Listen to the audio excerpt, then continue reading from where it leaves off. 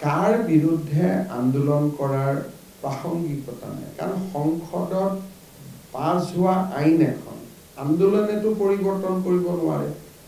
তাৰ পৰিৱৰ্তন এটা জেগাতে হ'ব পাৰে সুপ্ৰিম কোৰ্টত, কাৰণ ৰাজ্যসভাও চেঞ্জ হৈ গ'ল, এতিয়া লোকসভাও চেঞ্জ হৈ গ'ল, বিলখনটো পাছেই হৈ গ'ল, আইন হৈ গ'ল।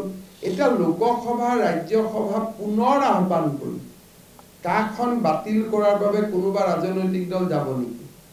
ইংৰাজীত এটা শব্দ থাকে ফেইট একমপ্লিট, যে কা এতিয়া এখন বাস্তৱ, CAA is in the law book of India, CAA is a part of the statute book of India. এইখনটো এটা বাস্তৱ, আৰু এইটো বাস্তৱ 2 বছৰ আগতেই হৈ গ'ল। গতিকে কাৰ পৰিৱৰ্তন ক'ত হ'ব পাৰে? যদি এজ এ ল ষ্টুডেণ্ট মোক সোধে কাৰ পৰিৱৰ্তন সুপ্ৰিম কোৰ্টৰ মজিয়াত হ'ব পাৰে। Judiciary has that power. গতিকে যিসকলে কাক মনে প্ৰাণে বেয়া পায় তেওঁলোকে উচ্চতম ন্যায়ালয়ত যাব লাগে, আৰু যোনে কাক লৈ কিবা নিজৰ পলিটিকেল কেৰিয়াৰ বনাব খোজে তেওঁলোকে আন্দোলন কৰিব পাৰে। এই দুটাৰ মাজত পাৰ্থক্য আছে।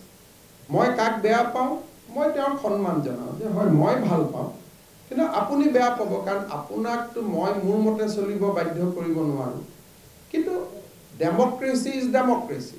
গতিকে এতিয়া মই ভাবোঁ যোনে কাক মনে প্ৰাণে বেয়া পায় তেওঁলোকে উচ্চতম ন্যায়ালয়ত যাব লাগে, ভাল পোৱা সকলো উচ্চতম ন্যায়ালয়ত যাব লাগে। অসমৰ মাটিত আন্দোলন কৰি অসমখনক কিবা এটা পৰ্যায়লৈ লৈ গ'লে আমি কি পাম?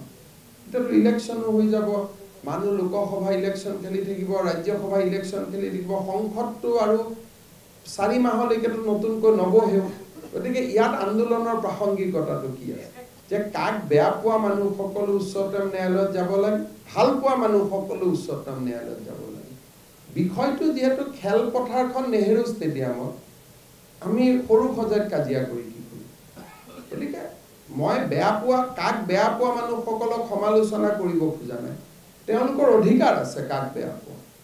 কাক ভাল পোৱা সকলোকো মই সমালোচনা কৰিব খোজা নাই, তেওঁলোকৰ ভাল পোৱা অধিকাৰ আছে ভাল পোৱা।